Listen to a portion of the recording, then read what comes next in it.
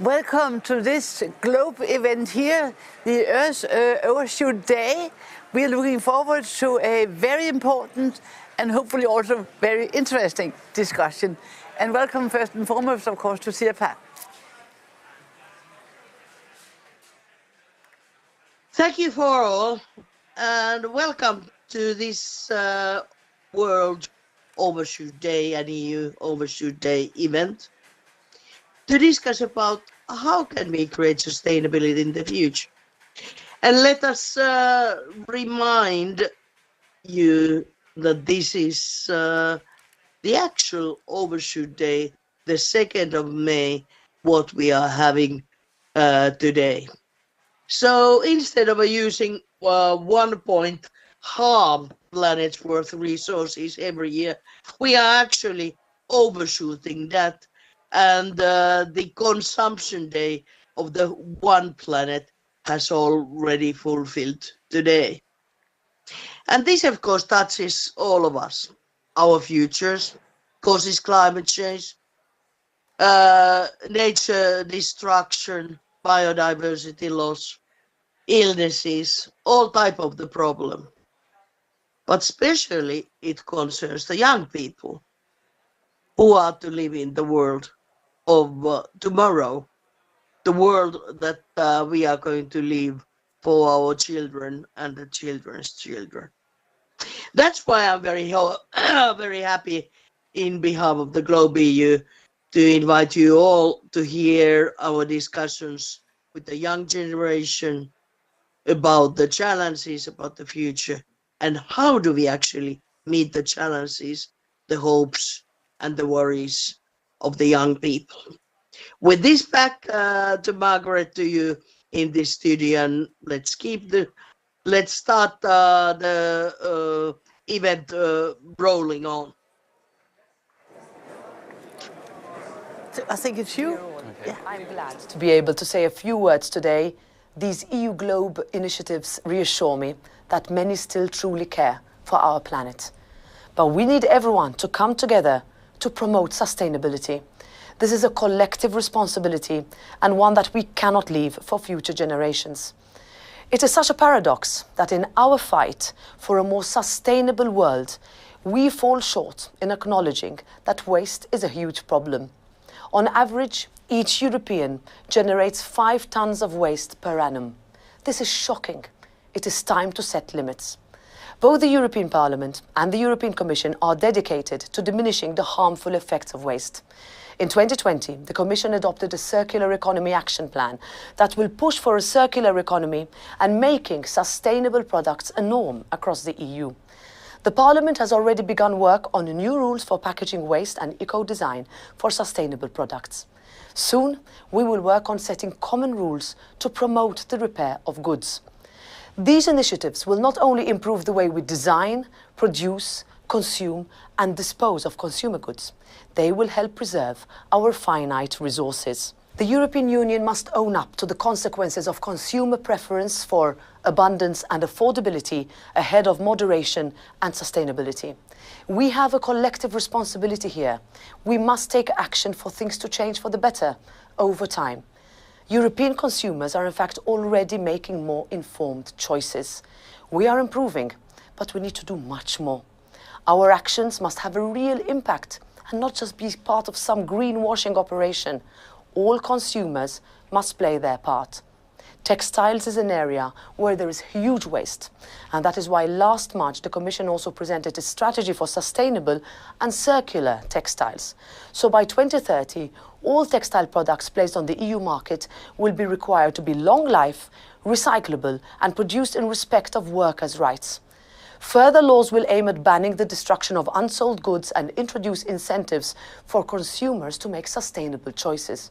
Meanwhile, retailers will have to report to surveillance authorities on the working conditions in their production factories. There is huge work ahead to change the mindset of EU citizens, and that is why today's conversation is important and why we must start now. Thank you. Many young Europeans like you look to the future and say, we need to change our ways. It is unacceptable that animals and plants are dying out.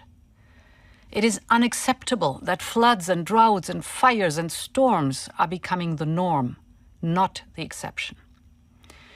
It is unacceptable that we are not treating the planet and each other with more care. You are so right. The Earth Overshoot Day is an annual reminder of that. You are right to demand action. This is your future, after all. Just like you, the European Union is a project that looks to the future. A future that makes better use of our natural resources, that makes our economy more sustainable, and that brings us, once and for all, on the path to climate protection. That is why the very first initiative that the European Commission took when I became president in 2019 was the European Green Deal. The European Green Deal is big and bold and depends on all of us. We want Europe to become the world's first net zero continent by 2050. We cast this ambition into law. We are transforming our industry, the energy we use, our buildings, our transport. Every economic sector is going clean. We're leaving the throwaway culture behind and entering a circular economy that is based on innovation and creates jobs for the future generations. We're bringing nature back to our cities, and we're getting it done at record speed. During the pandemic in 2021, Europe's clean tech industry doubled its size and value. Last year, we doubled the additional deployment of renewable energies. For the first time ever, we produced more electricity from wind and solar than from gas. And this is just the beginning. The United Nations panel on climate change tells us we're running out of time, but also that change is still possible. And that is what the European Green Deal is all about. It is about restoring confidence in the future. But we can only succeed together. Each of us must act by setting the example with families and friends, by getting the skills needed for the workplace of the future, and by sharing your ideas with us. You can join the EU Climate Pact and work with other Europeans on climate solutions. Because it is about moving forward together as a society, as a community, and as a family of Europeans. The European Union listens to you because it's your union and your future. Thank you. Hello, everybody. Earth Overshoot Day is a concrete reminder that we cannot have infinite growth on a finite planet. All EU countries are among those with the earliest overshoot day. We don't have a plan B because we don't have a planet B. We need to fix what we have. Most of all, we need to fix our broken way of extracting, producing, and consuming. And it's also a matter of justice between countries and between generations. The triple crisis of climate change, biodiversity loss, and pollution is the defining challenge of our time. The root cause is our overconsumption of natural resources to make the products we use in our everyday life.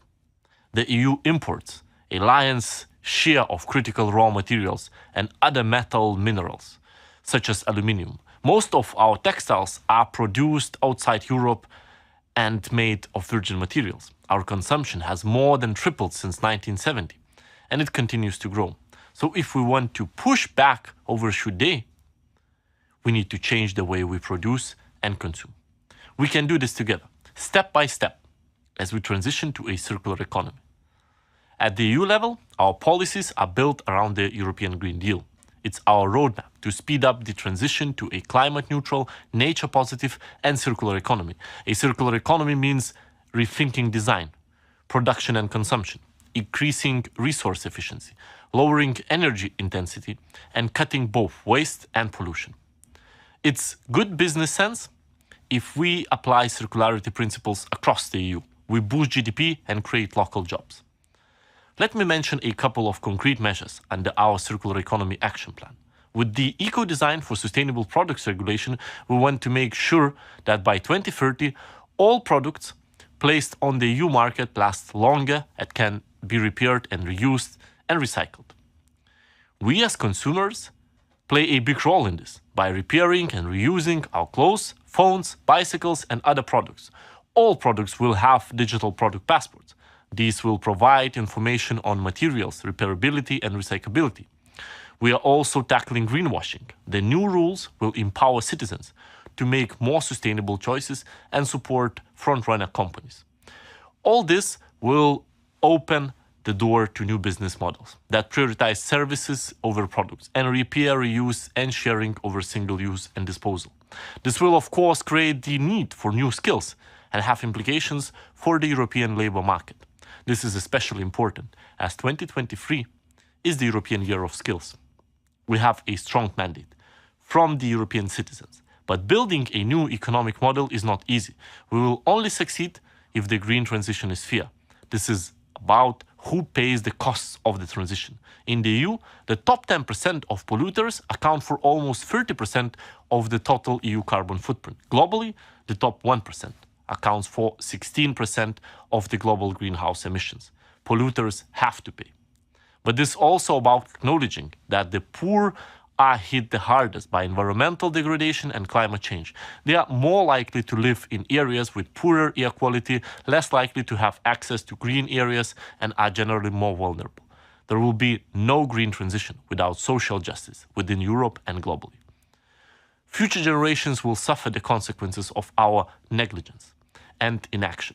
So intergenerational justice must also guide our actions today and tomorrow. Young people around the world are taking to the streets to demand action against climate change and to seek climate and environmental justice. Citizens are using the law to fight against the environmental violations of current and future generations' rights. Young people are also actively shaping EU policies as part of the Conference on the Future of Europe.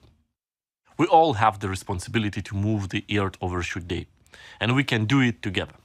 From our end, we are changing EU laws as needed, in line with the course defined by the Green Deal. But you can play your part too. Cut down on single-use items, source sustainably, consume less, because it's up to each and every one of us to make a change. Hi everybody, I'm Mattis Wackernagel with Global Footprint Network, and I'm so glad we're all together today as we are marking European Overshoot Day. What's that? If everybody in the world lived like residents in the EU, we would already have used up the entire ecological budget of nature, everything that the planet's ecosystems can renew. Overshoot essentially means that we draw more on nature than nature can renew. And that leads to all kinds of environmental ills that we are well aware of: climate change, biodiversity loss, land degradation, food and energy shortages.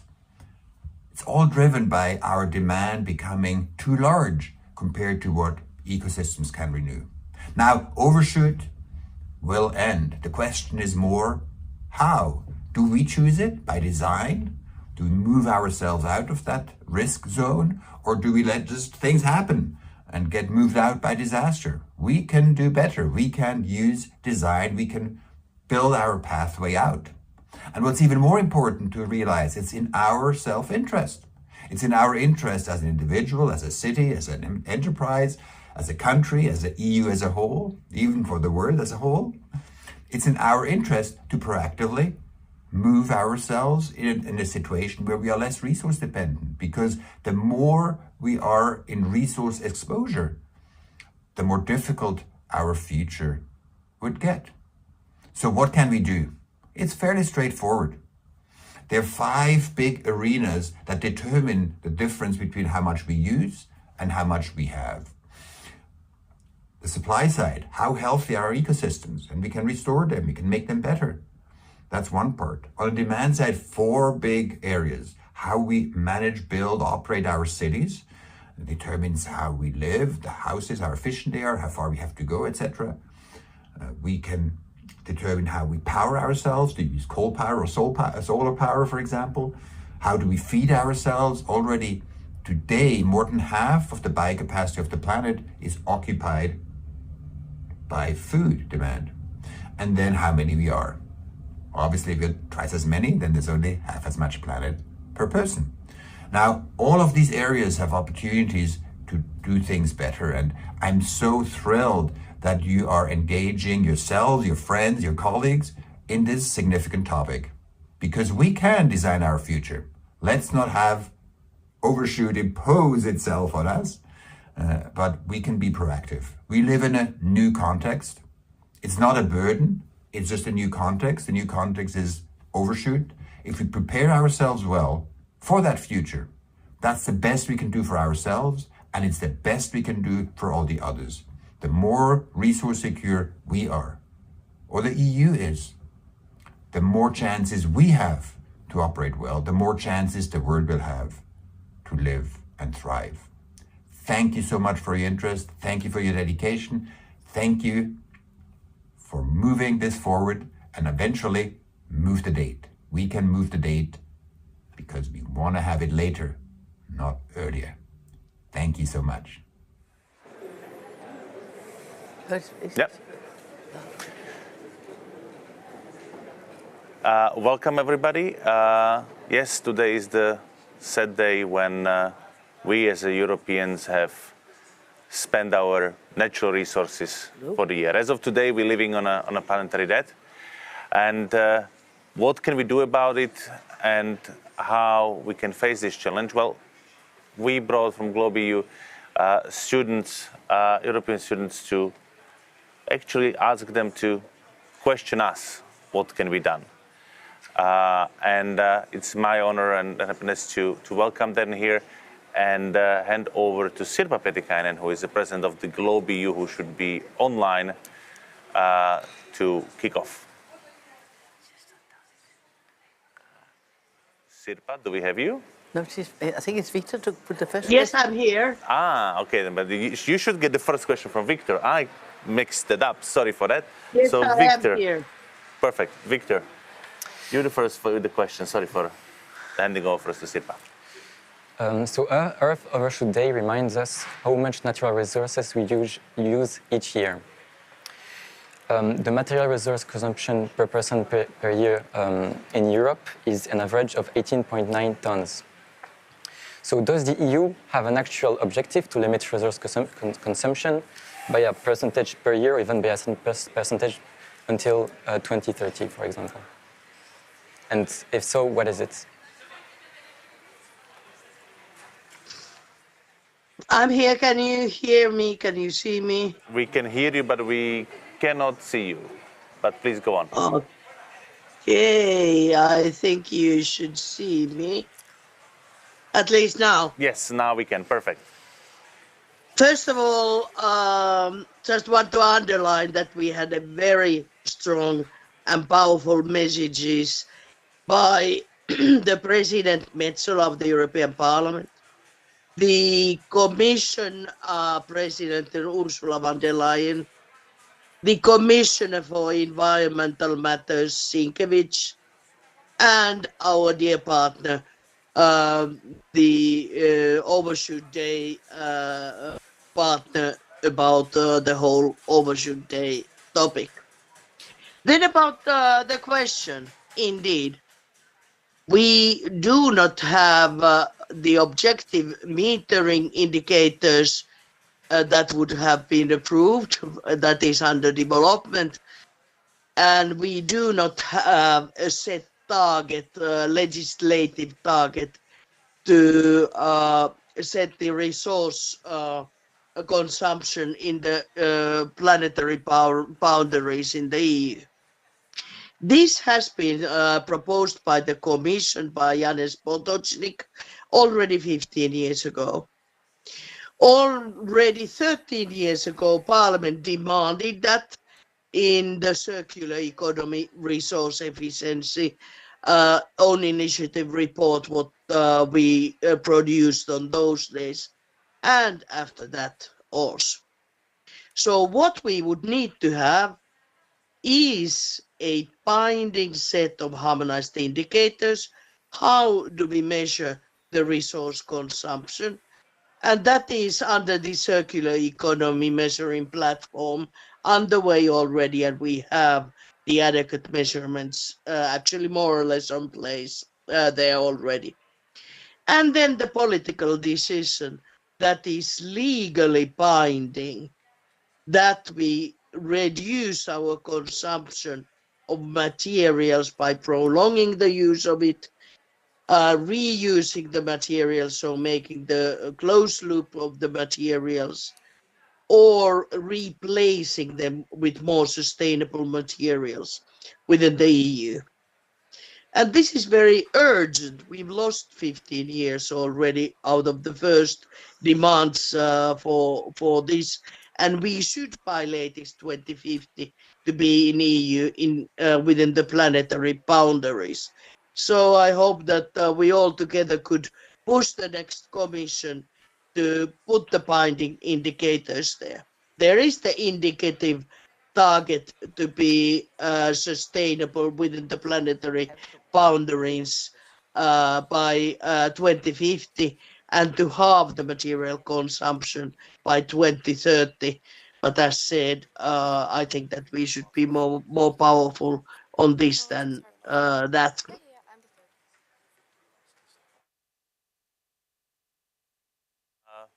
Yes, we have the next. Yeah. Yeah. Okay, but.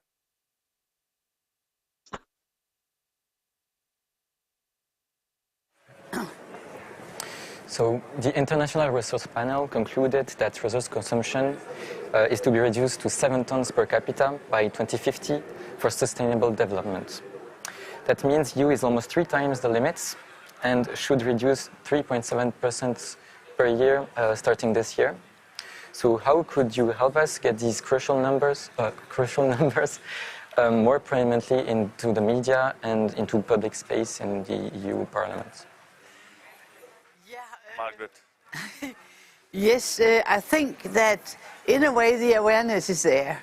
And as you said, Martin, it's been known for a very long time. Sirpa said it, well, it's been known, the first come with limits to growth back in the 60s, and was of course say, oh, we can do this with technical fixes and so on. But we can see now that even when you make energy efficiency, it just push for more consumption.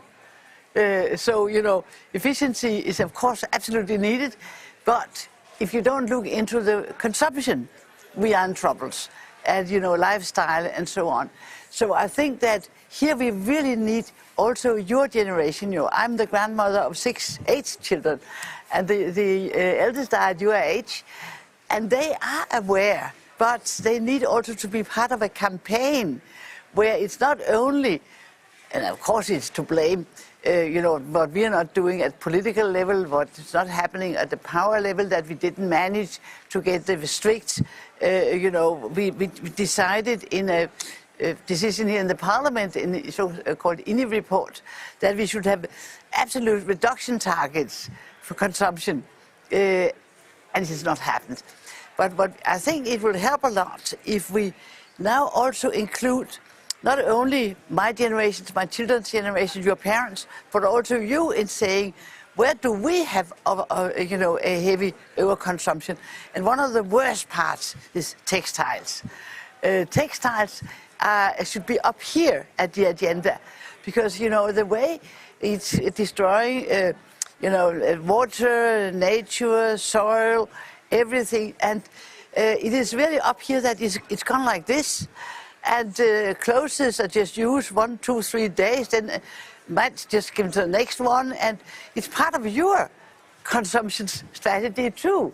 And I think that it would be very efficient if you were part of this campaign, also including yourself. I could just tell you, and then I will stop here, but I think this textile issue here, when we had the corona, then the textile industry in Denmark, they called for, they need also, you know, compensation, because theirs was a, you know, event industry. and their products will be worthless within a few months. And imagine that clothes are part of events. What will happen then? And we don't have any clothes production in Europe any longer. It's design, it's marketing, but everything is sent out under terrible production circumstances in Bangladesh. And there, it could be so good if you could make it smart to use your clothes again and again, make sure they could be repaired, make sure that they, you know, and it's also trendy to continuously use your clothes, not only come with a new show, you know, every time. So that's one of the things that if we see you, I think as Greta Thunberg was very efficient in being the cheerleader for you on the overall climate issue, you could do a lot if you could say, this year is about all of us, not only you, but all of us. So that is, you know, I have intention to make this, and I think that the media have shown terrible pictures as they did with the plastics. They also know now that there's something terrible going on, but how bad it is and what this is doing to the world consumption is not really realized. And there, I think, when you'll be there, then some of these, you know, big firms, because it's, you know, it's Henderson Moritz, it's better, you know, it's all these who are taking clothes from these terrible places, and we need to take it back and make it much better. If I may briefly follow up on that, I agree completely, as I'm sure we all do, that consumption plays a large part of this, particularly in the textile industry, and I think we are now seeing an increasing awareness, especially in young generations. But I also think that this discourse is a slippery slope, because we've too often seen that climate crisis rhetoric focuses on the individual, on individual action, on consumer behavior, and this rhetoric is then amplified incredibly by corporations. Now, you mentioned plastics and individual action with plastic. I mean, after the Paris Agreement in 2015, we saw, in the 3 years after, we saw the 5 largest publicly traded oil and gas companies invest $1 billion in narrative capture, and that included campaigns against plastics. And I think it's then pertinent to remember that plastics, and I'm now speaking about all plastics, make up 1 for every 256 tons of emissions. So this is diverting attention. And while consumption is a huge part of this, legislation has power over consumption. And the EU knows this. That's why we're seeing legislation such as the Carbon Border Adjustment Mechanism for carbon leakage in production. And I think we have to keep focusing our efforts in this legislation as well. As well. Just saying that you're absolutely right, but it is also part of what the individuals are doing, because if we don't attack the markets, we need to attack the market in order to change, you know, the whole production chain and consumption chain, and you are an important, as we are, important part of the market. So that is, it has to be both, and not saying, not only industries, absolutely, legislators, absolutely, but also consumers. Yes, thank you. So actually my question is for you. So as we all know, the energy prices ever since the beginning of the war in Ukraine have gone through the roof. And through this has been the most profitable year for the fossil fuel industry ever. A recent study established that the fossil fuel industry has made an average of 2.8 billion euros a day ever since 1970. Now, what legislation would you put forward to ensure that the energy companies invest these funds, these profits, into genuinely green energies? Tough one. Actually, it started the energy crisis started even before the war. It's something where the Putin regime used our, let's put it, self-inflicting dependency on the fossil gas, which was promoted by the relevant lobbies as a transition fuel, greenwashed by painting it green. And this is something which, honestly, you know, we caused it ourselves. The lack of political courage in this house, among the governments in Europe, which felt that, you know, we can have a same old system and not really give the proper priority to renewable energy. Now, I am honestly concerned that we will have a hard time to look at any kind of mandatory rules for getting the fossil industry to reinvest it. Actually, you know what?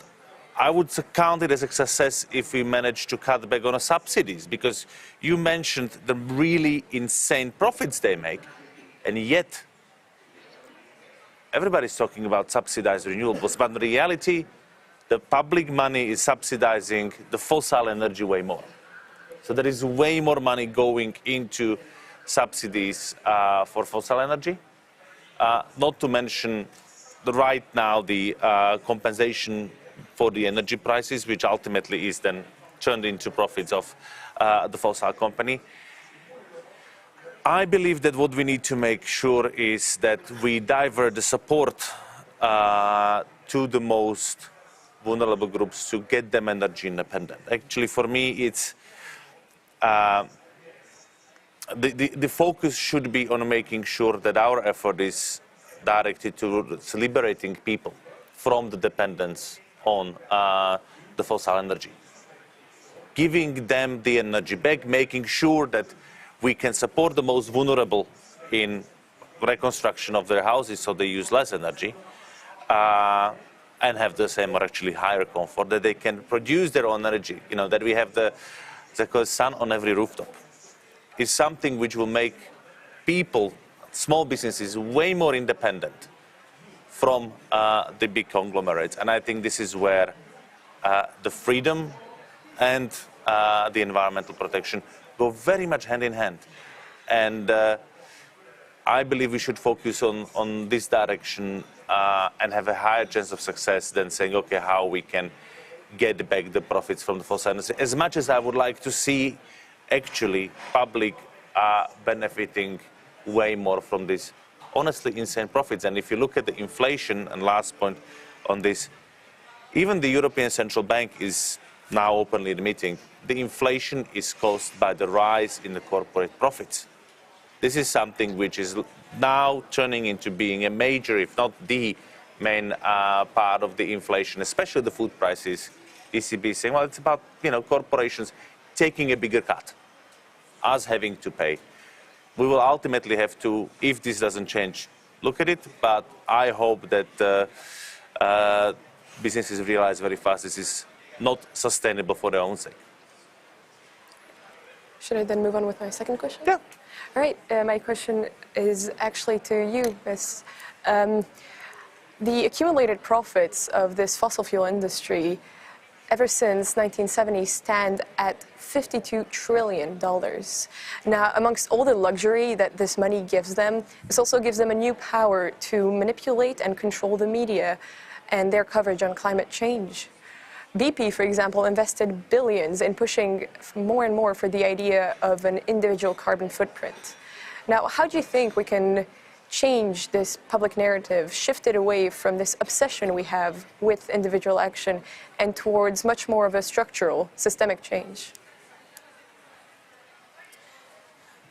I think it's Sirpa. Yeah. For Sirpa? Yes. Yeah. Sirpa, the question was for you. Sorry, could you repeat? Because there was rupture in the connection.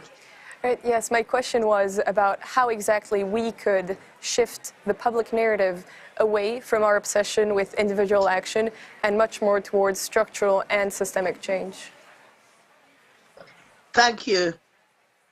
Well, I think that this is one of the biggest challenges what we are facing at the moment, because the public narrative is telling very much what I need to do as a politician, what I need to do as a consumer, what you need to do as a consumer.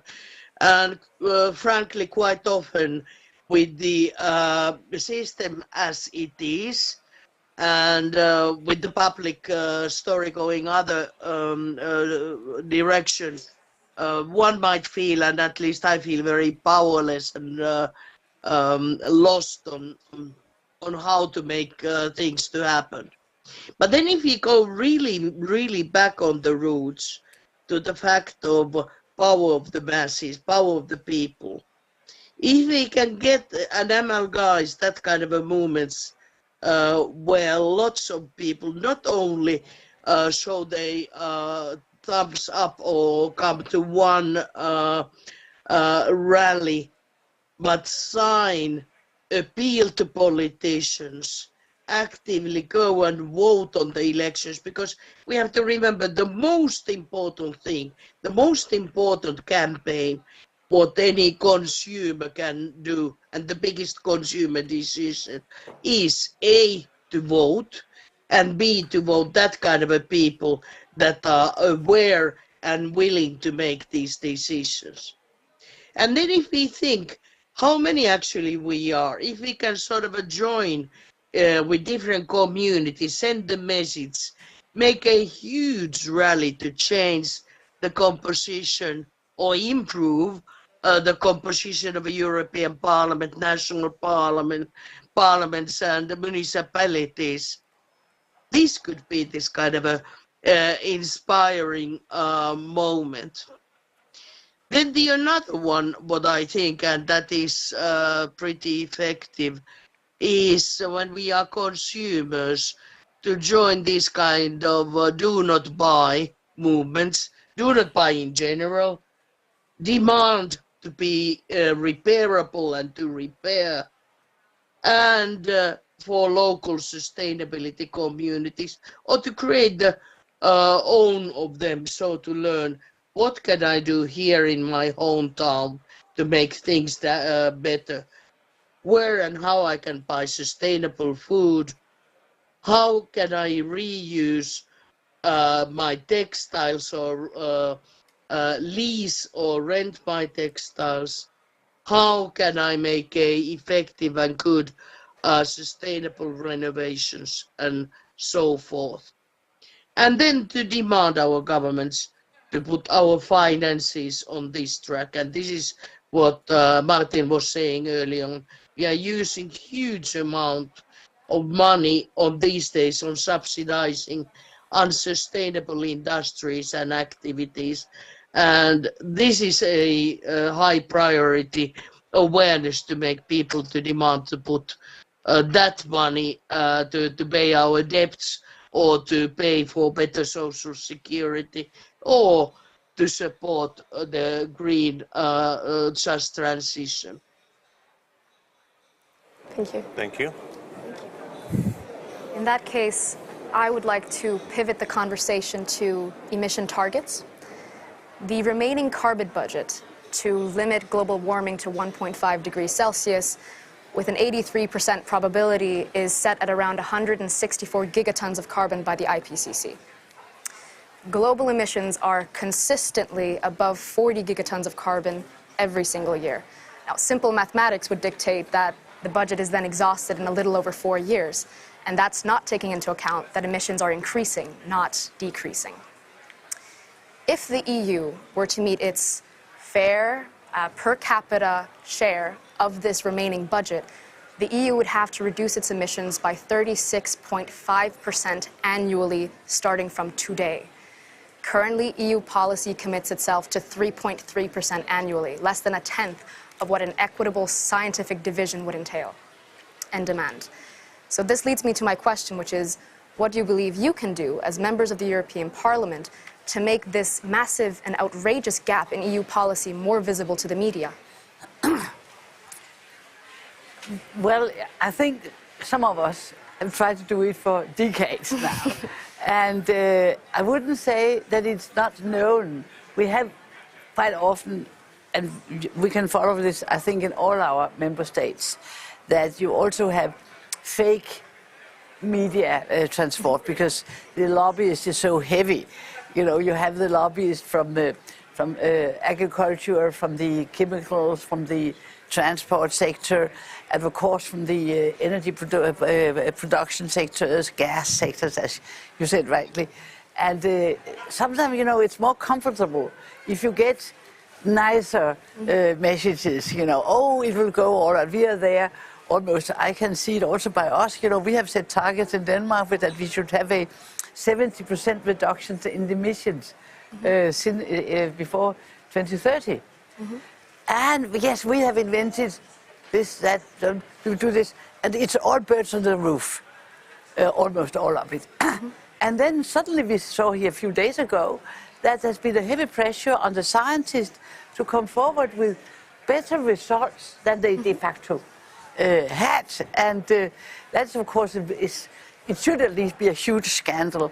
And I think there we as politicians are quite at least responsible to make sure that these figures are correct, but also that we face, we need to have a change also in lifestyle. You know, to obtain this, as mentioned, as you mentioned here, is almost 10 times what's going on. That cannot be done in the time scale we have without really all of us putting pressure for, you know, it's not a right for everybody to travel around the whole world. It's not a human right. And when it's seen as a human right, then we have to risk ourselves and risk our political life to come forward by saying, this is not true, this is nonsense. All of us have to adjust to another way. You know, you could change the meeting pattern in this house here. If we say to France, stop this nonsense, make something sensible in Strasbourg, it's not sensible what's going on now.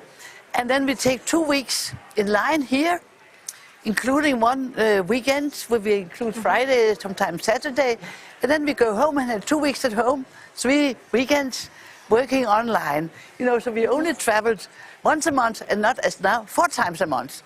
And you know, it's clear, but it demands that you are able to come with good proposals. People can see themselves in it, they can recognize themselves, they can see their grandchildren in the eyes, so they also feel that now grandma is doing something and is even able to move this world. And the stories are good in the media, but we must be aware that we are up against quite heavy forces. And just let me add that the lobbying is far worse in the capitals than it is here. You know, normally the parliament is one of the most progressive forces in the world. But the governments are so exposed to lobbying that you will see, you have seen that with the car industry, but you could see it also, you know, with the other industries. And we have to, you know, to say this in crystal clear language and also put yourself, as we can do as politicians, behind saying, well, you know, I risk my political life. Normally, you will win. I've done this here for decades, and I get more votes almost every time because people like that you are quite honest on this here. But I think also, again, that we need so much you on this here, because it's you who get the bill. Well, probably your parents too, you know, my children's generation. You get the bill, and whatever, and that's not fair. So you should also be much more as you are than you are now. Now you're just getting, you know, sorry, depressed, which everybody can understand that you get. But raise your voices, and then it'll be heard, because we've seen it when you have really lots of the young people coming out, even had grandparents with them sometimes. It hurts. I cannot have other. So but those who are not following what is needed should be really the losers in the political game. Yeah. And I think you mentioned something very interesting about researchers feeling pressure to massage their numbers to make them more comfortable because of these lobbying forces. And I think that's something to really keep an eye on, because to an increasing degree, we're seeing institutions, we're seeing media outlets not disclosing or making particularly public the calculations behind their projections. And we see this even on larger scales. The UN report from 2019 didn't disclose, at least not very publicly, that it used negative emissions, which is presupposing that we have carbon capture technology at a huge scale, which is not proven yet. We simply don't know. This is only one example of what could be very many examples. And for the record, according to CutX numbers, then Denmark is currently reducing its emissions by a little over 2% every year, where it should be 36.5. That's also a ridiculously outrageous discrepancy. And this also leads me into my second question, which is about ambiguity in wording, which I think is another hurdle which transparency and visibility often faces. So the EU's climate policy currently reads as a 55% reduction by 2030 based on the levels from 1990. Now, I imagine if I applied to universities and I told them my graduating grade is 55% lower than what it was when I was 7 years old, that would be considered outrageous as well. That wouldn't be acceptable. And we can open up any financial publication today and we'll see financial indicators, CPIs, GDPs, reported as sports scores, printed black on white, in a way that is relatively accountable. So the question to you, Mr. Huysik, would then be, would you be willing to support the Climate Academy in advocating for cut X numbers, which are so much more clear than this ambiguous language and are endorsed by some of the world's most eminent researchers? It's an interesting motion. I think that it's something which, in terms of the member states, so kind of the individual countries in Europe, I think we need to be looking at how do we strengthen the entire environmental framework within the whole European semester, so kind of the assessments of how the members are doing. We focused a lot on the Maastricht criteria and the financial obligation, and there is a lot of discussion going now on the Council on how to fit that. And that brings me actually a bit back to the original issue of the whole, overshoot day and how we can, move the date. Well, we're talking about how to adjust the inflation criteria and kind of the debt ratio and maximum 60% overall debt now, which is piled over the years. Mm-hmm. And the 3%, I think it's the deficit as a target rate. While we're not talking at all that we have 200% deficit in terms of the planetary debts that we are running, which I find something, well, between outrageous and really, really sad.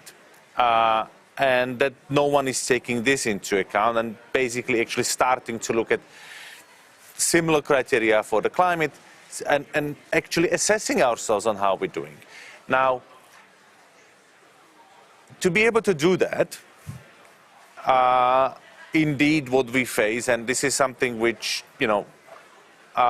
is going to be crucial, is how much, this is not about me, this is not about Margaret, this is not about Sirpa, but how much these issues are going to be talked about ahead of the next European Parliament elections. Because as much as I share your frustration of the lack of ambition compared to the science, I think that we can agree that over the last 4 years of this Parliament, there was a progress that I don't think anyone actually expected at the very beginning during the election campaign, that we will even have 55 as a target. The original targets were lower. It was during the election campaign called it outright kind of overblown and too ambitious and out of proportions. Yeah. And I know, where is the science, but without predominantly young, but not only young, people out there in the streets very clearly asking for a change and actually then delivering change during the European Parliament elections, you made it happen. Without you, as much as I understand that it's far from what it's needed, we got a bit closer to that, but we would not get anywhere nearer. We wouldn't have what we have, even that, if it wouldn't be for you. So you have to realize that it's the power that you have, and as Sirpa said, I think it's the most important act, not as a consumer. We're not consumers, we're citizens. Let's not get degraded to consumers. You can change the rules, not only at the voting booth, but actually chasing us at the European Parliament, chasing your national parliaments, chasing down to every city council and holding us accountable for our promises. This is very, very important. And that creates what I call the enabling environment, so there is actually a political will to do certain things. Because without it, what we face and what is the concern is that, okay, there is, and you can see it already in this House, a backlash against the Green Deal. That, things spread around that, the Green Deal is responsible for the energy crisis, where actually no, the Green Deal and the whole effort to go massively renewable is the primary solution. And if we would be better at this, and if we would not be holding it back and pushing fossil fuels, especially the fossil gas and our over-dependency on it, we wouldn't have faced this problem in the first place.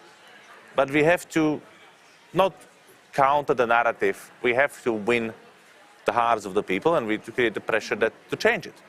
And yes, then hopefully we will be able to create a space in the next parliament or those who come after us, that there will be a very clear political will also at the end of the day inside of the Commission to come up with the way better indicators, way better accounting, and actually setting the targets that, well, help us to change the system. That will not see it as normal that average garment is worn 7 times and then thrown away. That we will work with the companies to tell them, guys, you either change your business model to providing clothing service and work with, local repair services, or you will have no chance to survive. It's to get them on board of the change. And all this, and I'm really, sorry to say that, but it's not going to be possible without you guys out there asking for the change and holding us politicians accountable for it. Yeah. No, thank you so much for your answer. And I particularly enjoy what you say about an enabling environment. I think that we're moving much more towards that.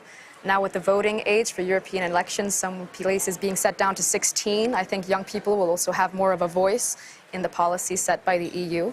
As a very brief follow-up, I'll just ask, because if all member states of the EU were to follow the commitments that they have set, then we are headed as humanity towards a temperature rise of 3 to 4 degrees, which is not as pleasant as it sounds, might I add. And so my question to you would then be, for the next parliamentary session, do you think that EU policy on emission reductions should be based on the science first and foremost? Yeah, all EU policies should be based on science, but in the real world what we do, or in practical terms, what we face is when, so to say, science meets the political will. That's how democracy works. So the more political will is created, the more it's possible to listen to the science. And sadly, and this is not something which is EU speciality, every single democratic regime, not talking about even the totalitarian autocratic ones, they don't care even more, has not listened to science since decades. It took us 100 years to actually do something about asbestos. And it's caused millions of deaths from cancer. And it's really, really sad. So that's where I'm saying, yes, the more support certain issues have during the elections, the more likely we are to get closer. And honestly, we'll probably not be just in following the science precisely. But the second thing that is important is, and you saw, and one can see it nowadays with the reaction to the energy crisis and the kind of boost of renewable energy, we are living in an age of disruptions, and what we thought that it would be, we didn't even imagine what would be, how the world would look like with the smartphones. They changed a lot, not only in the way we communicate, but in the business sense as well. What we have in our hands now is really similar disruption with renewable energy, because it's becoming not only cheap, but really ubiquitous and accessible to people. And I think our important role here in the European Parliament will be to make sure that we take out the roadblocks. And we continue taking out the roadblocks and make sure that the member states do that. And I'm saying it because if we are able to do that, then what we might see is that actually we will overshoot the targets in a positive way finally. That we will see that the pickup of renewables is going to be on such speed if we are able to catch up with making sure that the electricity networks are built up in the right way, we have smart grids properly. If we are focusing, and that's something, on making sure that we take out the roadblocks, then we might make way more than we pledge to do. So for me, what is going to be crucial is I have to maybe a bit less on fighting about the target than making sure that we over-deliver massively on what we have now. Because at the end of the day, it's not about a target, but it's about how can we, move the date, cut the emissions, cut the resource use, and actually fit the civilization into the size of the planet. Just to add, I agree totally. I would just add that we, at the same time, when we also need you and of course ourselves, is that, the fight is very much broader. The battle we have for the moment on nature restoration. Mm-hmm. Yeah, and it's so much part of the climate too, and it looks as if we here in the Parliament will get quite a good, acceptable result. At the same time, we see many member states being really part of the problem, and they insist in Denmark, just to take my own wonderful country, then they're sure that the whole world will die by hunger if we don't produce 25 million pigs a year, which of course is nonsense. But we are the worst in land use for industry, for agriculture, and nature. We are close to the bottom. You are close to, but we are there, and they are fighting it. So that's why I think that we need you not only to vote in the correct way, of course you do, but also to make sure that you are part of the public debate, because democracy is not only about delivering your vote; it's about using your voice and make part of this whole debate and screaming. Now Europe is burning. We are already there. Southern Europe is burning, and even in Spain and Italy and France, we cannot get them at the barricades. So they need you to push them up at the barricades and take the wars there. But debates like this is so important. So I hope that we must win. Thank you. Yeah. Are we done with the questions? I think we're through. May I add one point Yes, from here? Sirpa, thank you. Thank you for this discussion. And my point on this question would be that we need threefold targets for the next elections, and our work for the next commission. And the first one is to establish and create an independent scientific panel. It's a bit like the IPCC and IPBES, that is the nature panel, but putting together all the science forces. This is the ESAs, this is the LERUS and others, what we have already in the Europe, and make them a mandate to evaluate, to make the impact assessment of the sustainability and the sustainability of Commission's proposed legislation. So they would have the right and the mandate, and they would be independent of showing that, okay, for example, what you said quite rightly, that now you are only doing 1/10 of your part on combating the climate change. So you would force the media, the voters, the European Parliament, the MEPs, the ministers in member states to look eye on the fact how inadequate the actions are. And without this unpleasant mirror, I don't think that we can change the politics, because the lobbying, as you know, is so huge, and there's the reference on the great wins of the oil companies, for example, and others, and forest industries in Finland, and nature protection, and Danes and the pigs, and that well Poles, and they coal, and Germans, and they cars, and you could go endless story.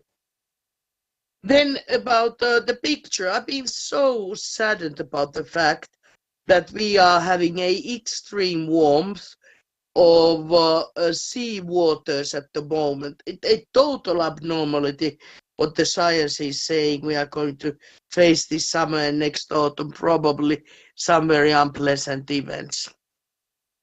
We are having already, like Margaret said, the extreme weather events not only in Europe, in Morocco and Spain, but in Thailand, the records of 50 degrees. So we are there already.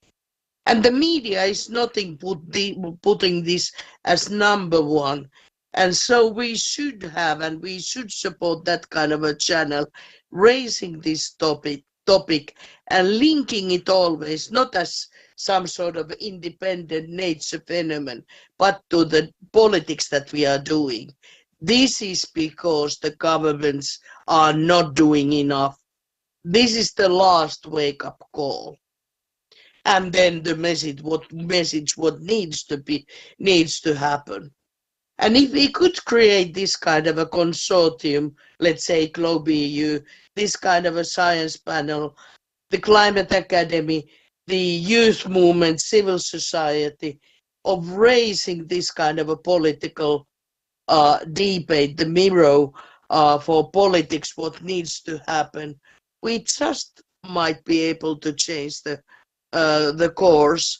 And I'm very grateful for your efforts and your input as young people in this, because this is extremely important. And we actually do not have, as you know, that much of a time to do it. But I'm still optimistic with this kind of a gaining awareness. We just might be able to change the composition of decision making, the politics. And then the easy part is the technology, the sustainable living, and the finance. That we do have. It's only between the ears of voters and politicians that are the problem. On my behalf, I just would like to wholeheartedly thank you this discussion and wish you a wonderful day. Thank you, Sirpa. And we will have a 1-minute break now to swap the panelist Phase. We'll be back with you.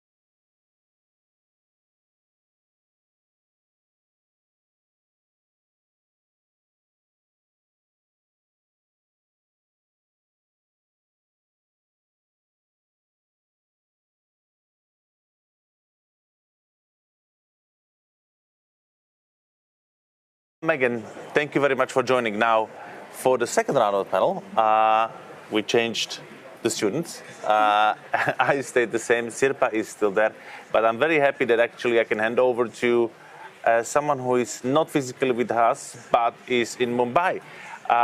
Monishka Jain, over to you for a question. Ladies and gentlemen, it is an honor to join you today. As we discuss about a topic that affects us all, our planet is facing an unprecedented crisis, threatens the very existence of life. I am Monishka Jain, studying AS levels, representing the Vidya Global Schools from India. Arjun, here's my questions for you.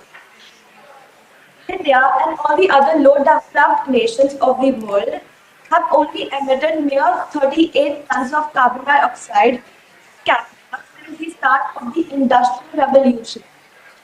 The ultra-high developed nations such as Sweden, Germany, the UK and Belgium have emitted an average of 873 tons of carbon dioxide per capita during that time. That is over 20 times more emission. The EU is still emitting 5 times more greenhouse gases into the atmosphere per capita than India. It is extracting nearly 4 times more resources from the Earth's crust. One of the main media line after COP27 was about how to get India and China to reduce their emissions. Is this not a bit odd?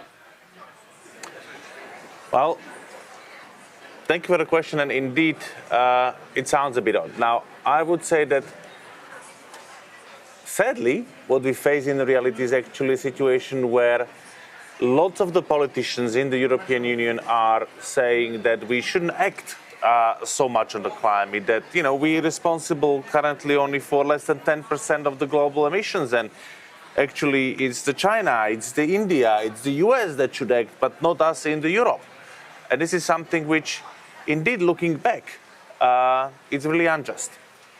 Now, sadly, it's going to be really hard and almost impossible, I have to say, to fix the historical justice in this, because, as we mentioned, the famous word of lack of political will. Now, what I believe is important, on the other hand, is to find a way how we can make the future more just, where I don't think it should be, the discussion should be about, well, we want to have the same level of emissions as Europe, or kind of Europe needs to lower. For me, the big we should take, or try to take, the emissions reduction as an opportunity. Something where, and I use this example often, I've been to, when I work in the development sector, I've been to Malawi, one of the least developed countries in the world. And it was years back, and they actually went from having no phones to developing, at that time, cutting-edge 3G network. Normally, you would say, well, okay, they should have developed the landlines first, but why they would develop landlines first? And I think this is what we have, and this is the responsibility of also the most, well, developed, I don't like the developed sense, but the richest countries, the highest emitters, to actually not support the development of fossil fuels in the less developed countries, but create the environment and create the support for really kick-off of renewable energy, while also getting us and learning from countries like India in some of the parts of, for example, the zero-waste packaging that I experienced in India traveling there years ago. So I think what we need to look at is how, on trying to look at the positive side, how we can make the energy transformation work, and how we can make sure that it's not only the injustice that disappears from the future, but also this kind of mutual blaming each other and finding and fighting for the excuses. Oscar. Thank you for the floor. My first question will be addressed to Mrs. Pektinyan Sirpa, and it is about climate anxiety. Earth Overshoot Day, every year, is at an earlier and earlier date in our calendars. And this is due to the irrefutable fact that we are failing to address the needs of our climate and systematically reducing the emissions that we are outputting into our ecosystems. In that vein, it is completely understandable that medical journals across the world report a rise in cases of climate anxiety in a large number of the population, notably younger generation. What advice would you give to the young people who are angry at the lack of action coming from houses such as these? Well, if we go very deep in the human beings as living beings, we have three different ways of reacting when we face a catastrophe. We can either fight, we can flight, or we can die. While the dying hopefully is not the possibility or the option to anyone because of the climate crisis, and there isn't any place where we could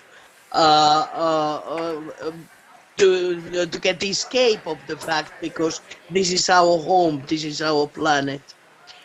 I think that this aggression is the healthy reaction that we should cherish. And it is the fighting. And within this fighting, I think that there are 3 or 4 elements that might be helpful. First of all, unite. The social media nowadays gets multiple possibilities for this. But I think that in the last end, we should have this kind of a huge network of networks and people getting together and connecting and joining this climate sustainability movement in sort of a logo or motto: you are not alone, I'm not alone. Together we can make this. And it is a revolutionary thing to do. And I think that this sort of a sheer amount of people and power will develop and evolve to be a enormous political power to send the message to politicians. And as you are aware, you have already voted this kind of a politicians quite in great numbers in different parliaments. But the problem is that we are not the majority. The aim is to contact and to join with these political forces that exist already, and try to do all what we can do in elections, on media campaigning, in social media, in recruiting people, to have the impact that the numbers would be the majority. Then one thing is the hope. And to me it's very important, and we had some wake-up calls about that too, is about telling not only the stories, but creating the sustainable futures. Small examples, big examples, how you can create and use sustainable textiles, how you can create and eat, cultivate and eat and order and buy sustainable food, how you can build your buildings sustainable, how you can create sustainable communities, how you can change your university to be carbon neutral, and so forth. And with these sort of a small glimmering steps, we can show to ourselves and others, this is possible and this is doable, and this is something that is happening positively right now. And then sort of get together, get active, demand aggressively, and create positive examples, even how small examples, tell about them and join them as this kind of a queue of pearls. And then again, let this be this kind of a movement that spreads around the world in all continents. Thank you, Spear. Thank you for your answer. I'd like perhaps to reflect on some of the things you have said in your offer and your answer. You talked about different ways to overcome anxiety, and you talked about the need to step up and fight. I would believe that this is happening. I would argue that all over the world we're seeing students who are forgoing their education because they realize that there may simply not be a future if the call is not answered. And let me remind us that what we are discussing here is a matter of life or death. It is simply the future of the humanity on Earth. It is undeniable. It is the overarching cause that needs to be ever present in our minds and, most notably, in our legislation. So I ask you, do you believe that parliaments and houses such as this one have responded adequately to the call that is ever present from the younger generations and have put together measures that will decrease our emissions and will save us from a dooming future?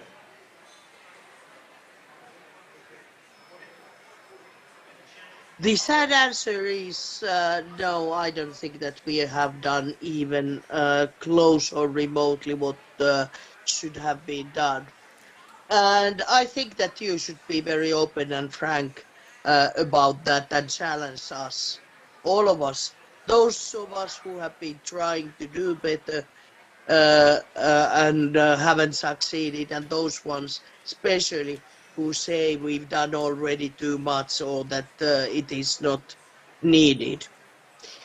And there actually we would need this kind of calls and emails and campaigns and meetings. When in the last panel we had the discussion, okay, look guys, this is what you are doing. This is what we know that is going to happen and is happening already. And this is what would be needed to happen. And so you are underachieving and doing only 1/10. When are you going to fix this? And I think that you should be having zero tolerance on this kind of a patronizing attitude. Sometimes we can hear and see by the decision makers that, okay, we know it and we can solve the issues and don't worry, and your task is just to study and to be a cheerful youngster, and then you take the lead and continue our good work. It's not like that. We are in the most serious destructive point of the humanity history, and we should answer it on the same seriousness. And I'm so ashamed to say that no, we are not doing it. Can I offer then a last statement? You answer my question saying that you do not believe that parliaments are responding adequately to the call, the cry for help offered by large percentages of the population, notably younger students. But what can we do from here?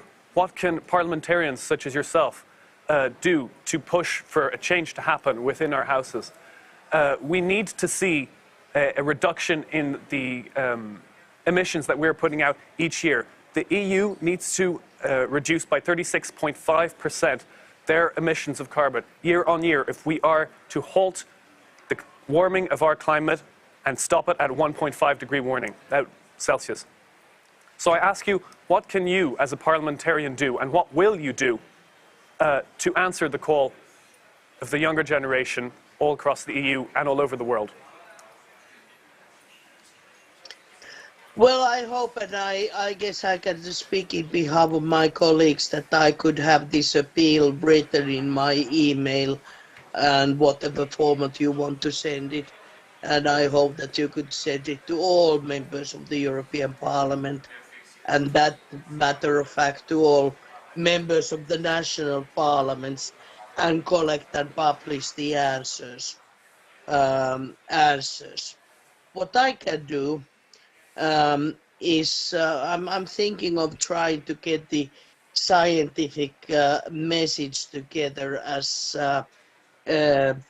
concise and short form as I can, to tell and justify that, look, we are in emergency, look what is happening and what needs to happen.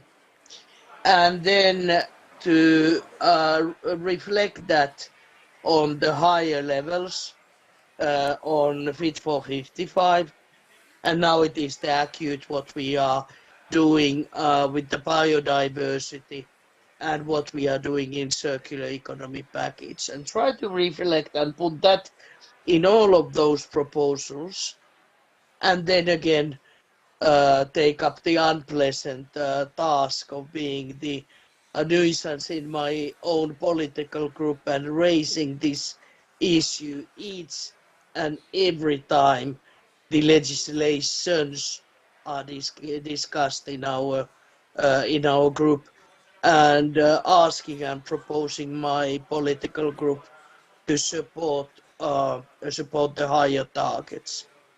And while I can't promise that to happen, unfortunately, I would ask you to send as many letters asking the answer as you can to our group leader Manfred Weber, as well to other political group leaders, asking the same question and asking what will they do, and if they are not doing what is necessary, what is their answer to their children and for the upcoming generations. I think that this is an issue people needs to be held accountable. Thank you, Sirpa. Thank you. My first question is also for Sirpa Pietikäinen. At the moment, environmental education is only marginal in our educational systems. We're taught to reuse, reduce, recycle, avoid single-use plastics, eat less meat. In some of our science and geography courses, but the real source of the problem remains untouched. We make huge advances in mathematics and sciences, and we tackle complex topics in different social studies, and yet when it comes to climate education, we're still stuck at a primary level. We're old enough to understand the preoccupation that there is with climate change, and yet we're young enough to have it affect our futures. So my question is, what can you do to help us make climate education deeper and more systemic? Thank you for the question, actually one of the most constructive questions I have had for a while, sort of seeing a new avenues what we could actually do in short term. And this is to have this kind of a network, and so I suggest you to be in contact with us in the very near future, to have the contact with great knowers and believers on this side, the scientists, the resource panel specialists.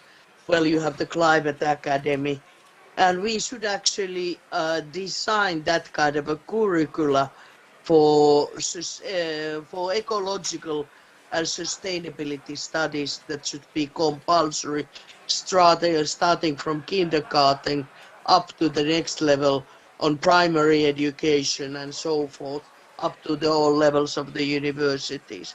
It is just like you learn to read and write and numbers and to calculate, so you can adjust the level of knowledge in different degrees. And it is a big issue. It is a Cartesian change of the way how we think, because nowadays quite often when the political message is sent, it's like you would try to sell.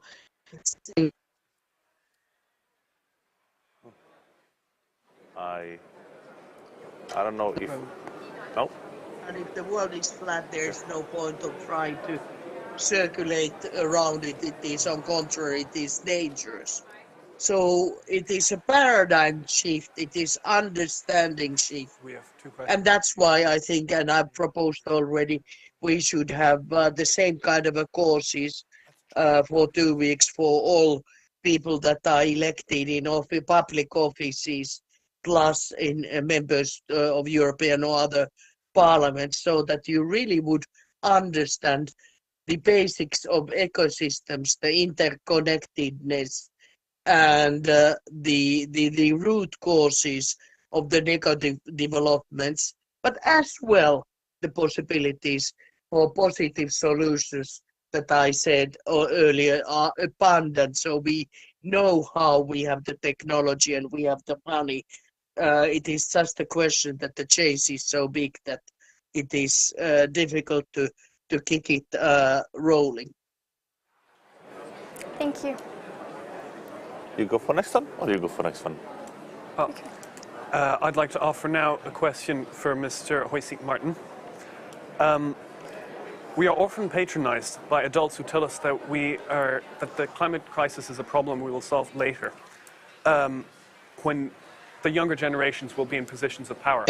However, so many planetary boundaries, or tipping points, if you will have been crossed by the time we are in any position of power and influence, such as the positions you find yourself in currently. What measures could you and will you take to give young people more leverage to save their future? Well, let me start by saying that I started as a volunteer or activist environmental movement when I was 17. And gosh, we were patronized. Don't give up. Ignore that. I think generations before were patronized because ultimately it's about power. It's about the power that the power holders don't want to give up and don't want to see the change, and the power that you need to wrestle from them, so to say. So, yes, I think it would make sense to, but this is something which is ultimately in the hands of the national governments to have, for example, the voting age going down to the 16, at least for the European Parliament or municipal parliaments, but ideally across the board to make the young generation, to give young generation more possibilities for engagement. But you have to take the power. I grew up in a totalitarian regime behind the Iron Curtain, and it was the young students who led the revolution that had to take the power from the communist regime. So, you know, as any politician, I can promise you lots of things, and we try to do things, but sadly, it's in your hands to try to get the power. And the best thing I can offer is don't give up and don't let them discourage you from fighting to survive. Sadly, that's how bad it is. So I think we'll try to, and managed to get, for example, the European Citizens Initiative through, and number of other small incremental steps. But we need some fundamental shifts, and that will require lots and lots of pressure from the public. And we will try to help, but without the political demands, without the public demand, the change will not happen. It's whatever the science is saying. Sadly, that's how democracy works. I would argue. Oh, because we'll need to be finishing. So sadly, running out of time. We can talk. Well, my second question is for you. So as Western firms are offshoring their productions somewhere outside the West, our societies are doing the same when it comes to the blame surrounding climate change. In our school textbooks, pictures of Chinese and Indian factories are shown when talking about environmental destruction. Wouldn't it make more sense to also showcase images of European malls who embody this demand of cheap and unsustainable production? The simple answer would be yes. 100%. We shifted the pollution overseas, and the worst pollution overseas, and now blame China and India for our problems. And it was the same thing as Monishka said at her question from Mumbai about kind of, okay, so, you know, isn't it a bit unfair that kind of you caused the problems, now you're blaming us. And we see it in terms of the pollution happening right now.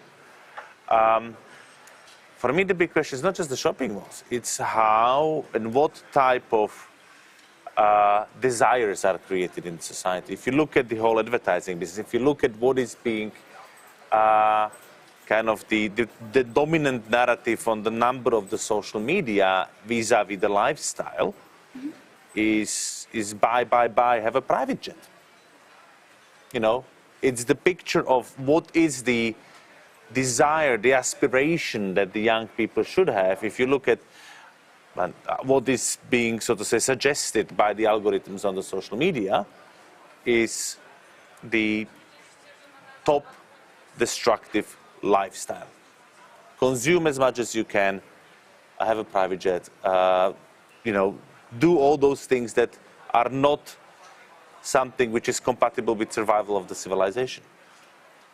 Sadly, and that's the funny thing, is it's the social media are not doing it intentionally, they're doing what the people react to. And the very big question that I don't have an answer to is, how can we actually make it the dominant trend that we try to step lightly on the planet, so you, my children, and hopefully, you know, you actually can have a children on a planet where we can still live normal lives. And I think this is going to be one of the biggest challenges that we face. And I don't know if this is something that can be ever legislated, but also cannot be like left up to individual responsibility of all the consumers. And I wish I had an answer to that. Thank you. So 10 minutes late. So thank you very much, everybody, for joining. Thank you, Sirpa, for making it from Finland. And I end with one simple dream, that next year when we do this event, we do it later, that we manage to move the date. Have a nice day.